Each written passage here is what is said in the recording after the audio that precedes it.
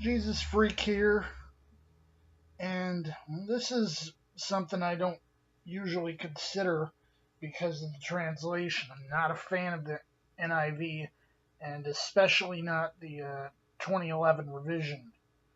But I was interested in the devotional material. It's a children's devotional Bible.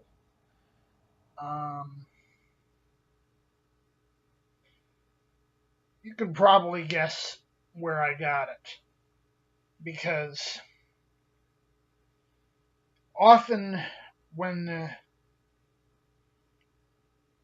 I get out of church, Cal, the guy who takes me there, he and I stop at the Tim Hortons on Niagara Falls Boulevard to grab a little something afterwards, and it's literally right next door to Ollie's. So you can see where I'm going here. Anyway,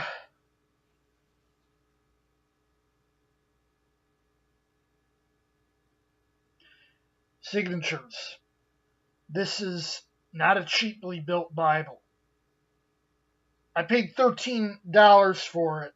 Actually, it was $14.03 after the sales tax. So it's about half the retail price. There were 3 copies there when I got it. So I got it, went down next door to Tim's, grabbed a cup of tea, and showed Cal my Ollie's find, and he looked through it and decided to get one for himself, which he's going to give to the church to put in their kids' room. This is, after all, the same translation that our church uses in service.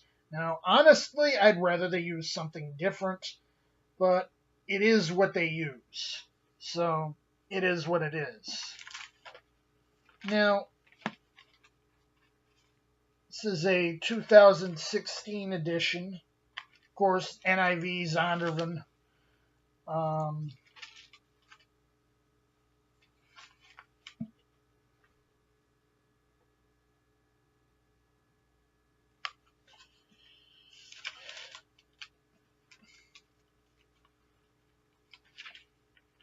It's a little, from what I can tell, it's a little bit light on the devotional material.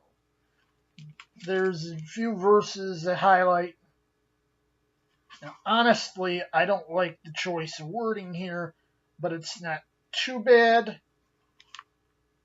Really, the Bible is written kind of from a male-dominant perspective, and I believe the translation should reflect that.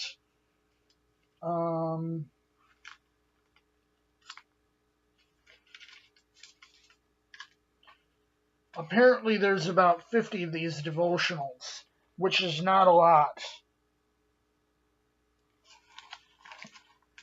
But I guess the value is more that it's a full Bible than that it's got a lot of devotional stuff in it.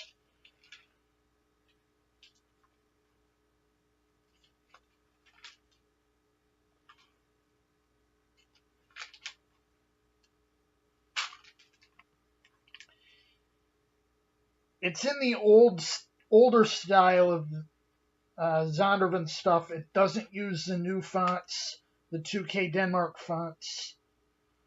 I want to say it's using the Trump Medieval typeface, but I'm not sure. It's definitely using Optima for the section titles and the chapter drops.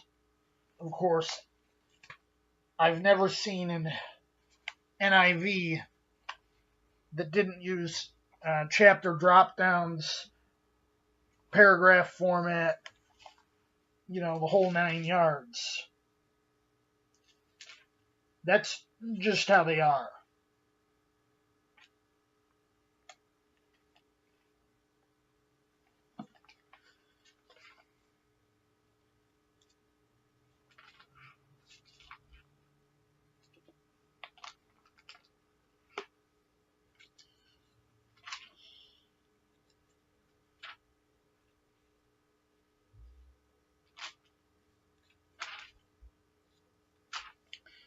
Now, the first Bible I had that wasn't a King James, it's probably overall the fourth or fifth I had, was a 1984 Pew edition of the New International Version. And that thing lasted me several years from when I got it in 92. I think it lasted me about 5 years. It took a heavy, heavy, heavy beating.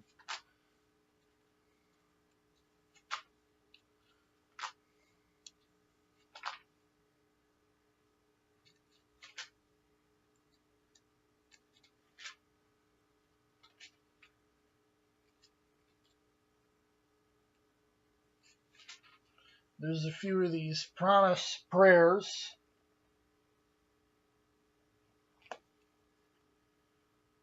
Of course, they're written in sort of children's type of language.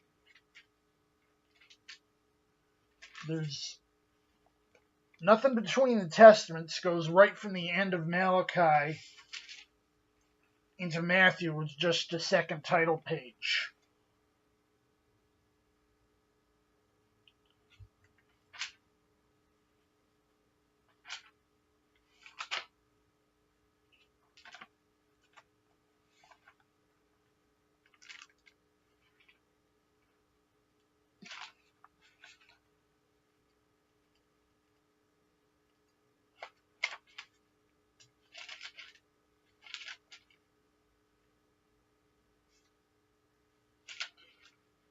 There's a few things in the back, not really much, just kind of lean here. You have your table weights and measures, so you know what your shekels, your baths, your homers are.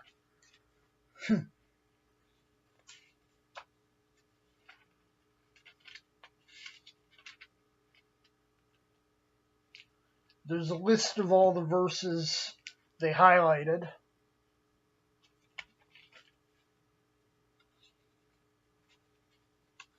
Along with the pages they're on. There's an index of the devotionals. That's it. There's no maps or anything, really. So it's kind of bare bones. Certainly, I'd say, it's not really worth the retail price, and it's kind of pushing it even at half off.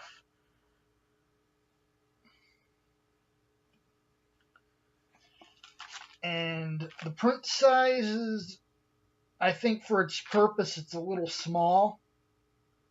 But I guess, things like over 1,200 pages already, I guess they didn't want it too much thicker than it is.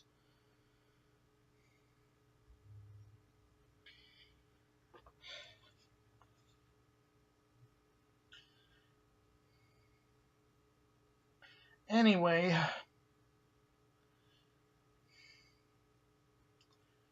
I'm probably gonna get back to